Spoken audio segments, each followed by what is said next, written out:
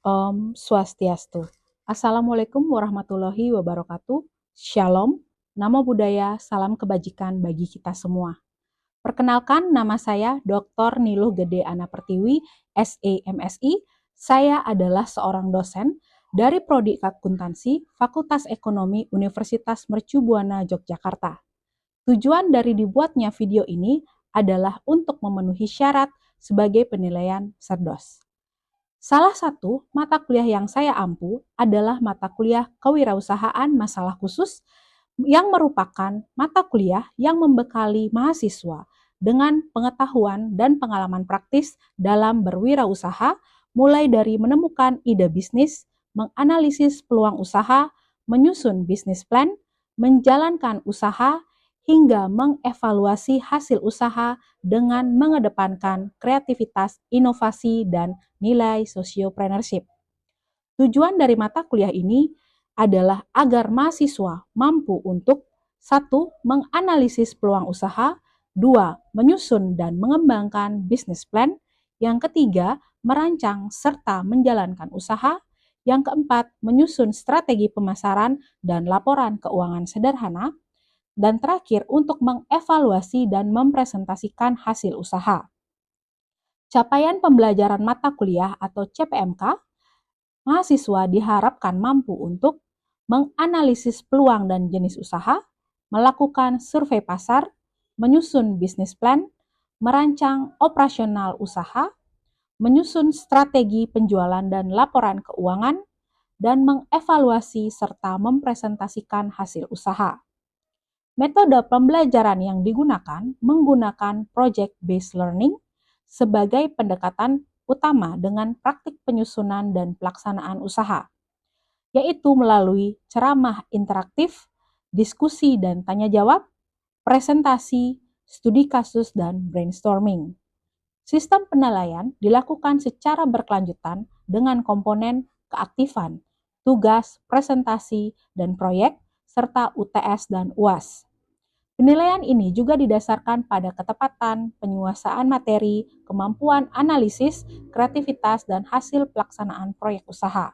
Maka kesimpulannya, mata kuliah Kewirausahaan Masalah Khusus berorientasi pada pembelajaran berbasis proyek atau project-based learning yang mengintegrasikan teori dan praktik kewirausahaan. Mahasiswa dibimbing mulai dari menemukan ide bisnis melalui survei pasar, menyusun bisnis plan, menjalankan usaha, hingga mengevaluasi hasil usaha. Dengan pendekatan ini, mahasiswa diharapkan memiliki kompetensi kewirausahaan yang kreatif, inovatif, adaptif, serta mampu menciptakan usaha yang berkelanjutan dan bernilai sosial. Terima kasih. Om Santi Santi Santi Om. Wassalamualaikum warahmatullahi wabarakatuh. Ya. Selamat pagi semuanya adik-adik. Selamat pagi, Bu. Pagi, Bu. Ya, selamat pagi. Bagaimana kabarnya semuanya?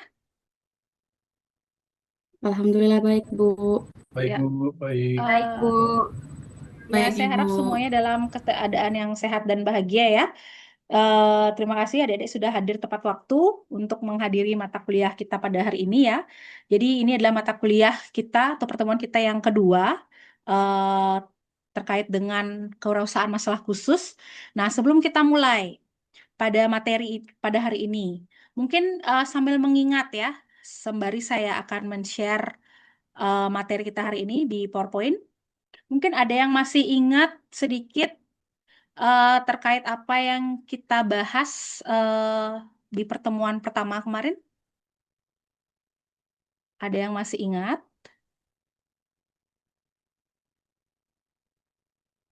Ada yang masih ingat?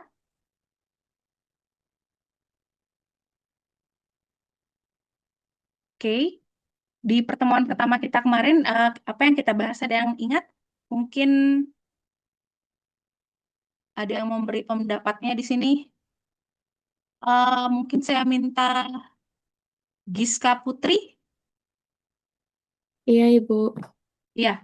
Masih ingat tidak apa yang kita bahas di pertemuan pertama kemarin? Terkait dengan kewirausahaan. Iya, terkait dengan kewirausahaan, Ibu. Ya, mungkin pendapat Giska terkait apa pengertian dari kewirausahaan itu apa? Kewirausahaan merupakan kegiatan membuka usaha untuk memperoleh keuntungan.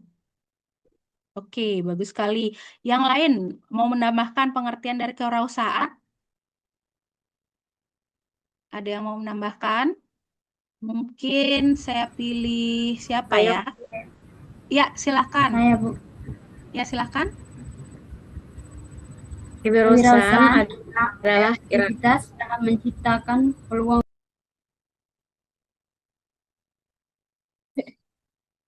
Ya, silakan tadi siapa? Internetnya agak kurang bagus ya. Kak Safna, silakan. kewirausahaan adalah kreativitas dalam menciptakan peluang bisnis melalui ide-ide baru. Oke. Oke, saya anggap adik-adik rata-rata sudah mengingat gitu ya, apalagi tadi bisa menyebutkan dengan baik terkait dengan pengertian dari kewirausahaan. Oke, kita masuk ke pertemuan kita yang kedua. Sudah terlihat ya slide yang saya tampilkan pada layar adik-adik? Sudah terlihat, Ibu. Oke, kita Terlihat, mulai Ibu. ya masuk ke pertemuan kita yang kedua. Jadi masih menyambung terkait dengan pertemuan yang pertama ya, di mana saya perlu menyampaikan sedikit terkait dengan capaian apa namanya pembelajaran atau CPMK adik-adik di sini. Yang pertama adalah supaya adik-adik bisa menganalisis terkait dengan karakteristik wirausaha dan mengembangkan ide atau gagasan usaha yang inovatif dengan peluang-peluang yang ada, mempertimbangkan aspek sosial, lingkungan, dan ekonomi. Jadi ini kurang lebih hal-hal yang akan kita bahas gitu. Nah, untuk topik pembahasan pada pertemuan yang kedua ini, yang pertama terkait dengan gagasan usaha, kemudian menentukan sumber ide bisnis, dan yang ketiga adalah berpikir kreatif. Nah, kita masuk pada pembahasan yang pertama atau materi yang pertama terkait dengan gagasan usaha. Nah, gagasan usaha dalam Kamus Besar Bahasa Indonesia itu disebut sebagai rancangan yang tersusun di pikiran gitu. Nah, jadi gagasan itu bisa disebut sebagai sesuatu yang ada di dalam pikiran kita atau sebuah rancangan yang belum diwujudkan. Nah, selama dia masih ada di pikiran, maka itu bentuknya berupa ide. Tetapi ketika ide tersebut akhirnya dituangkan, disusun secara sistematis, kemudian dijalankan, barulah dia menjadi suatu karya karya cipta gitu. Dan dalam dunia kewirausahaan, gagasan usaha ini bisa disebutkan sebagai salah satu titik awal dari munculnya suatu bisnis. Nah, salah satunya contoh gitu ya. Coba kita bayangkan adik-adik pasti pernah mendengar yang namanya Gojek atau Tokopedia gitu ya. Yang memang kondisinya sekarang dia menjadi perusahaan yang besar ya di Indonesia. Nah, semuanya perusahaan-perusahaan tadi itu berawal dari gagasan usaha gitu. Apa namanya seorang owner dari perusahaan tersebut sebelum dia merancang suatu bisnisnya, dia pasti menggagas itu dalam pikirannya. Makanya itu disebut sebagai gagasan usaha. Tapi ini berbeda dengan hayalan ya, karena tadi saya katakan dia ada di pikiran bukan sifatnya bukan hayalan, tetapi suatu hal yang memicu pola pikir kita untuk membuat bisnis gitu misalnya tujuannya adalah untuk menambahkan nilai tambah secara ekonomi kepada pihak yang ingin membuat usaha tersebut. Nah, sebelum kita belajar nih tentang metode mencari gagasan usaha, menurut adik-adik dari mana biasanya gagasan usaha tersebut berasal? Ada yang mau memberikan pendapat? Satu-satu ya. Saya, Ibu. Ya, silahkan Giska. Dari pikiran kita, Bu. Oke, dari Ide usaha pikiran. itu. Ya, masuk akal. Selanjutnya, Saya, Saya, Bu, Ibu. ya dari siapa ya dulu? Dari Maria deh dulu, Maria Budiana. dari masalah yang ada di sekitar kita. Oke, bagus. Selanjutnya, Saya, Saya, Ibu. Bu, siapa ya? Santi deh dulu. Tadi Santi ya. Santi, silahkan. Dari kebutuhan masyarakat, Ibu. Oke, dari kebutuhan masyarakat ya. Itu relevan juga. Yang terakhir deh, siapa ya? Saya, Bu, Ya, silakan. dari hobi atau keterampilan yang kita miliki. Nah, menarik ya yang ide atau ide usaha itu ya juga bisa diambil dari hobi kita, keterampilan yang sudah kita miliki. Nah, itu biasanya menjadi salah satu cara yang paling umum digunakan. Oke, terima kasih untuk pendapat dari adik-adik semuanya benar ya. Oke, kita masuk ke dalam beberapa metode dalam mencari gagasan usaha. Nah, kalau di sini eh, jika kita sudah memahami terkait sumber dan pengertian gagasan usaha tadi, mari kita belajar terkait dengan bagaimana atau metode apa yang kita perlu gunakan itu dalam mencari gagasan usaha. Nah, yang pertama ada terlihat ya di layar adik-adik di sini. Yang pertama adalah inovasi teknologi. Nah, banyak ide usaha itu muncul karena adanya perkembangan teknologi. Nah, contohnya di sini ada logonya. Saya rasa adik-adik rata-rata di HP-nya sudah terinstall ya aplikasi dua ini. Ada OVO dan Dana. Nah, salah satunya adalah e-wallet ini, aplikasi e-wallet ya, atau dompet digital. Karena di era teknologi, aspek kepraktisan itu menjadi hal yang sangat penting. Nah, di mana kita bisa melakukan aktivitas transaksi non tunai gitu ya dengan melalui aplikasi HP. Nah, jadi inovasi teknologi itu bisa menjadi salah satu metode untuk mencari gagasan usaha. Nah, yang kedua adalah pencarian langsung. Nah, ini biasanya metode yang paling sering digunakan ya. Ini salah satu metode yang sifatnya tradisional, di mana calon wirausahawan itu dia terjun langsung ke lapangan untuk menemukan ide usaha. Nah, caranya misalnya dengan melakukan pengamatan, penelitian, dan berinteraksi langsung dengan lingkungan atau pasar yang dituju gitu. Nah, contohnya di sini saya berikan gambarnya Coin Laundry. Mungkin adik-adik di sini ada yang pernah melihat Coin Laundry ya. Nah, biasanya tempat usaha Coin Laundry ini pasti menyasar tempat-tempat yang padat penduduk. Nah, yang ketiga, ada analisis pemakaian akhir. Nah, ini tadi kan ada yang menjawab salah satu ide bisnis itu muncul dari masalah masyarakat, Bu. Nah, ini salah satu contoh yang saya rasa sesuai ya, yaitu dengan melihat pemakaian akhir dari suatu produk. Jadi semua kelemahan, semua keluhan yang dirasakan oleh masyarakat, misalnya terkait sampah, nah bisa diselesaikan dengan produk-produk yang ramah lingkungan, misalnya dengan membuat tas belanja yang berbahan dari bahan bekas, atau mungkin mengolah minyak jelantah ya, kalau adik-adik pernah dengar itu menjadi sabun. Nah, itu juga salah satu bentuk usaha yang muncul dari analisis pemakaian akhir. Oke, selanjutnya ada 3 lagi ya. Yang pertama ada yang keempat, maksud saya ada metode kreatif. Nah, metode kreatif ini tadi juga ada yang menyampaikan ide bisnis itu bisa berasal dari hobi, keterampilan yang dimiliki gitu ya. Jadi apapun yang kita sukai gitu.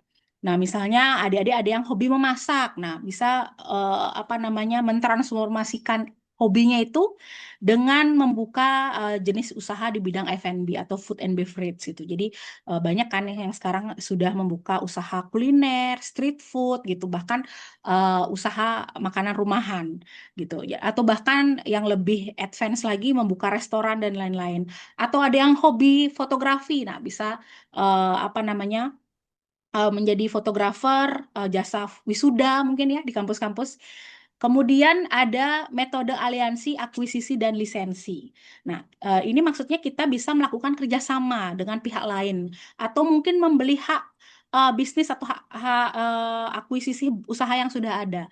Nah, biasanya metode ini digunakan oleh orang-orang yang mungkin dia memiliki modal tertentu gitu ya, tapi dia tidak belum memiliki ide bisnis yang sesuai gitu. Jadi dia bisa membeli franchise yang sudah ada gitu ya, kemudian bekerja sama dan membuka bisnis sesuai dengan SOP dari perusahaan yang dia beli franchise-nya. Nah, yang terakhir ada metode ATM, amati, tiru, dan modifikasi. Nah, di sini contohnya bisa dilihat ya di sini ya. Saya rasa adik-adik semuanya pasti pernah makan Indomie ya. Nah, Indomie itu ya, perusahaan Indomie itu bukanlah perusahaan mie instan pertama di dunia gitu. Ada perusahaan-perusahaan mie instan sebelum Indomie itu ada. Nah, tapi perusahaan Indomie ini dia berhasil nih memodifikasi rasa-rasa makanan-makanan favorit di Indonesia ya. Ada yang mie goreng rasa rendang gitu ya, mie goreng cabai hijau dan lain-lain yang disesuaikan dengan lidah orang Indonesia gitu. Makanya Indomie ini sampai sekarang bisa dikatakan menjadi salah satu perusahaan makanan yang sukses ya di Indonesia, bahkan sudah memasuki pasar internasional. Nah, sekarang saya mungkin ingin tanya kepada adik-adik ya. Kebetulan juga di akhir pertemuan minggu lalu saya sempat memberikan challenge kecil kepada adik-adik untuk mencari ide usaha yang menurut kalian nih menarik dan memungkinkan jika kalian wujudkan. Nah, jadi coba sebutkan ide usaha yang menurut kalian menarik dan mungkin coba berikan alasannya. Mungkin ada yang bisa menyebutkan beberapa dari yang hadir hari ini? Saya Bu, Iya, Auliana, silahkan. ide usaha saya adalah membuat tote bag karena menurut saya ramah lingkungan dan mudah dikreasikan sesuai tren. Membuat tote bag ya, Auliana. Ya, ide yang menarik tadi itu juga alasannya juga bagus ya menurut saya, ramah lingkungan gitu, karena kan dengan mungkin kalau Auliana melihat gitu ya kecenderungan bahwa banyak masyarakat yang kalau berbelanja itu tidak bawa kantong tasnya sendiri gitu, jadi kan ada plastik kresek banyak digunakan. Nah, itu juga akan bisa menambah sampah plastik. Nah, itu mungkin salah satu ide yang saya rasa menarik juga.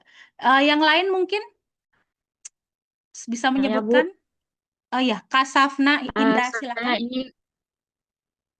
ingin membuat usaha just tip karena saat ini sedang tren dan fleksibel, Bu. Oke, just tip ya. Menarik ya, karena kebetulan saya juga pengguna jasa just tip ya.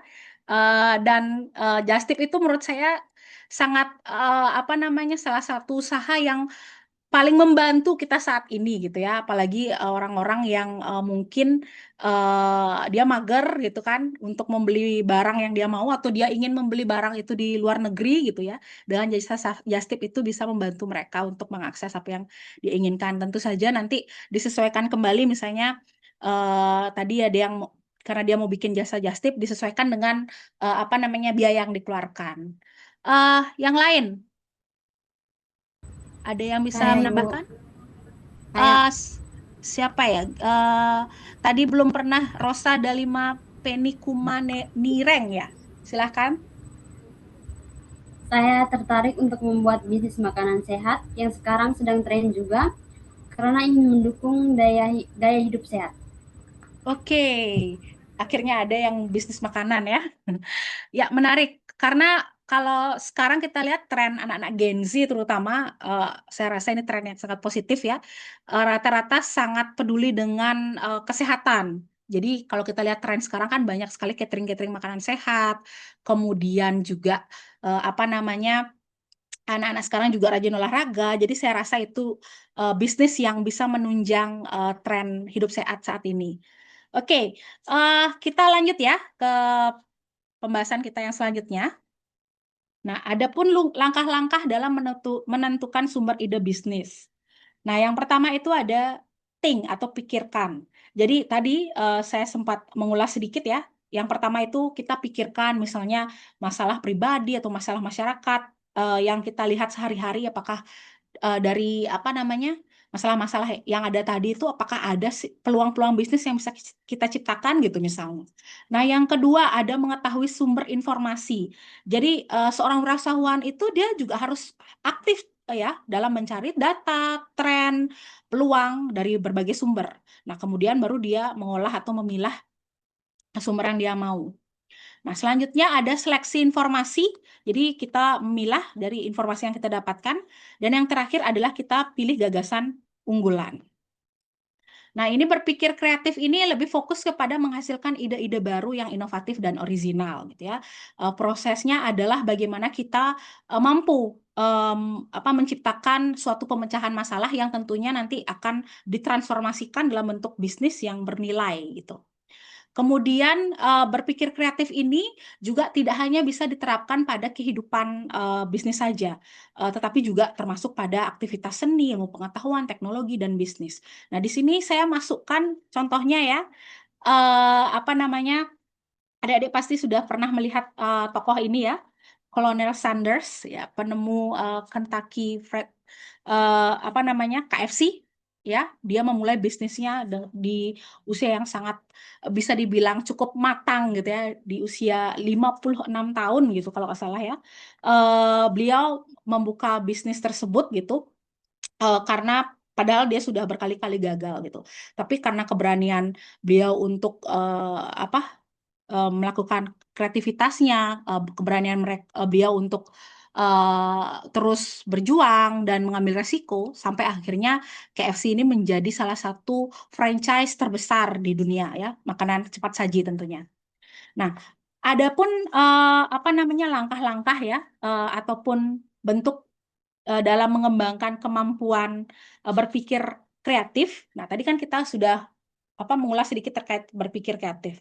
Yang berpikir kreatif yang pertama, yaitu kita perlu untuk memberanikan diri keluar dari zona nyaman. Itu sudah dilakukan oleh pendiri KFC tadi ya. Bayangkan dia kalau merasa dirinya sudah umur segini, sebaiknya saya pensiun saja. Tetapi dia tidak memilih melakukan hal itu. Dia malah terpacu gitu, bersaing untuk berani keluar dari zona nyaman. Sehingga kita bisa lihat kesuksesannya saat ini. Nah, kemudian yang kedua adalah melatih otak. Jadi melatih otak di sini adalah kita terbiasa untuk melihat masalah yang ada di sekitar kita. Kemudian kita melatih otak kita untuk sensitif gitu dengan isu-isu yang ada di sekitar kita. Kemudian yang ketiga perbanyak perspektif. Jadi adik-adik di sini kan rata-rata sudah punya teman ya. Jadi kita banyak sharing gitu hal-hal yang positif. Mungkin sharing mungkin nanti terkait dengan bisnis yang akan kalian ambil gitu nanti kan karena mata kuliah ini goalsnya adalah membuat usaha. Nah, nanti di situ kita akan atau saya juga akan memberikan wadah untuk adik-adik berdiskusi. Kemudian renungkan. Nah, setelah kita memperbanyak perspektif, melatih otak kita, berani keluar dari zona nyaman, kita renungkan kira-kira apakah ide yang saya ambil ini sudah sesuai dengan saya. Karena sekali lagi ya, meskipun adik-adik sudah memiliki ide yang bagus, tetapi ternyata secara sumber daya kita kurang gitu. Mungkin kita bisa berpikir kembali apakah bisnis tersebut apakah memang cenderung bisa kita laksanakan. Kemudian kita harus jangan takut gagal. Nah, karena pada dasarnya dalam dunia bisnis itu kegagalan itu adalah hal yang normal. Jadi bukan berarti kita kalau kita takut jangan takut gagal bukan berarti kita dalam tanda kutip ngawur gitu ya. Tetapi kita tetap mengukur gitu ya, kira-kira tantangan apa yang akan kita hadapi, tetapi jangan hanya fokus pada kekurangan-kekurangan atau kegagalan itu. Kita harus berani untuk mengevaluasi diri kita daripada kita fokus kepada kegagalan, jadi kita fokus pada solusinya seperti apa. Nah, kemudian cari inspirasi. Nah, untuk inspirasi ini saya rasa di zaman sekarang ya banyak sekali sumber yang bisa kita dapatkan dari sosial media gitu, dari tokoh-tokoh sukses yang sudah ada, kemudian dari diskusi dan sebagainya. Itu juga bisa menjadi tambahan bagi kita untuk mencari inspirasi. Nah, sekarang kita masuk ke dalam kesimpulan ya. Nah, dari kesimpulan materi kita pada pertemuan yang kedua hari ini, ada 3 hal yang dapat saya simpulkan. Yang pertama adalah terkait semua bisnis itu berawal dari gagasan usaha. Kemudian ide juga bisa muncul dari berbagai sumber informasi dan pengalaman. Kemudian yang terakhir, kunci sukses dalam memulai usaha adalah berpikir kreatif dan berani mencoba. Nah, sebelum saya jelaskan ya, nanti terkait tugas ya, karena seperti biasa setiap pertemuan akan ada tugas, saya berikan kesempatan untuk adik-adik jika ada yang mau bertanya, silahkan. Ada yang mau bertanya? Saya Ibu. Ya, Santi Mahardika, silahkan. Ya, Ibu izin bertanya untuk perbedaan antara ide usaha dan peluang usaha itu apa ya, Bu ya? Boleh dijelaskan ya, Bu? Oke, terima kasih Santi untuk pertanyaannya. Jadi menarik ya pertanyaannya tadi, karena saya sudah menjelaskan ide usaha dan peluang usaha, tapi apa yang membedakan dua hal tadi? Nah, perbedaan yang paling terlihat ya antara ide usaha dan peluang usaha itu terlihat dari tingkat kelayakannya gitu. Nah, kalau ide usaha dia adalah pemikiran awal atau gagasan awal gitu mengenai suatu produk atau jasa yang ingin kita buat. Nah, ide ini nantinya belum tentu dapat diterapkan karena perlu dievaluasi kembali. Sedangkan peluang usaha dia lebih kepada ide yang sudah melalui proses analisis dan sudah terbukti dia misalnya layak untuk diwujudkan dalam bentuk bisnis. Misalnya sudah memiliki target konsumen yang jelas, kemudian kebutuhan pasar juga ada gitu. Oke, Santi mungkin sesuai dengan jawaban yang saya berikan. Sesuai Ibu, terima kasih. Oke, satu pertanyaan lagi ya, silahkan. Ada yang mau bertanya? Saya, Bu. Ya, silahkan Haryo. Ya, baik. Terima kasih, Bu, atas kesempatan bertanya. Saya ingin bertanya, Bu, bagaimana cara kita mengetahui ya bahwa sebuah ide usaha itu layak dijalankan itu bagaimana? Terima kasih, Bu. Oke, ya, terima kasih Haryo untuk pertanyaannya. Oke, bagus ya pertanyaannya. Bagaimana supaya kita tahu ide tersebut layak digunakan? Nah, tadi berkaitan ya pertanyaan dengan pertanyaan dari Santi. Nah, untuk mengetahui apakah dia layak atau tidak, jadi ada pertanyaan yang perlu kita jawab gitu sebagai seorang wirausahawan. Yang pertama, apakah memang ada kebutuhan pasar? Jadi produk yang kita tawarkan itu apakah benar-benar dibutuhkan oleh konsumen? Apakah kita bisa menjawab hal tersebut? Kemudian, siapa target konsumennya gitu? Kemudian, apakah produk tersebut memiliki keunggulan dan sudah memiliki aspek uniqueness gitu misalnya. Kemudian yang paling penting tentu harus dapat menghasilkan keuntungan gitu. Jadi kalau misalnya produk yang kita hasilkan itu ternyata cost-nya besar sekali dan tidak sesuai dengan kemampuan kita, maka perlu dipikir-pikir ulang gitu. Bukan berarti itu tidak layak ya. Sekali lagi karena kita harus menyesuaikan dengan kemampuan kita. Nah, mungkin yang terakhir adalah apakah sumber daya itu tersedia. Misalnya dari sisi bahan baku gitu ya, kemudian tenaga kerja dan juga kemampuan atau skill yang kita miliki apakah sudah mumpuni nih untuk mewujudkan produk yang kita inginkan gitu. Jadi itu mungkin 5 pertanyaan dasar yang perlu kita jawab ya sebelum kita akhirnya mewujudkan produk usaha itu menjadi produk yang berhasil. Oke. Mungkin itu yang dapat saya sampaikan ya. Untuk tugas individu, di sini sebenarnya ini lebih kepada aktivitas yang bisa kalian lakukan gitu ya. Jadi kalian catat ide-ide kreatif yang kalian buat, kemudian buat dalam bentuk list dan dalam satu halaman aja gitu ya. Dan memuat 5 hal penting di sini. Nanti semua tugas ini juga akan saya share di e-learning ya. Nanti kalian boleh baca lagi terkait dengan penulisannya seperti apa, dan tugas semuanya diunggah melalui e-learning Mercu Buana seperti biasa. Dan perhatikan waktu pengumpulan ya, supaya tidak terlambat. Oke, terima kasih ya. Saya harap adik-adik semuanya paham dari penjelasan yang saya berikan gitu, karena tadi ada beberapa yang bertanya juga. Saya anggap adik-adik bisa melihat gitu apa yang kita pelajari pada materi yang kedua hari ini. Kira-kira bagaimana penjelasan hari ini? Sudah bisa dipahami paling tidak? Bisa, Ibu. Bisa, Ibu. Oke, jangan lupa tugasnya ya. Ya, Baik, terima Ibu. kasih banyak yang Baik, sudah Bu. hadir pada hari ini. Saya akhiri kelas pada pagi hari ini. Terima kasih dan selamat pagi semuanya.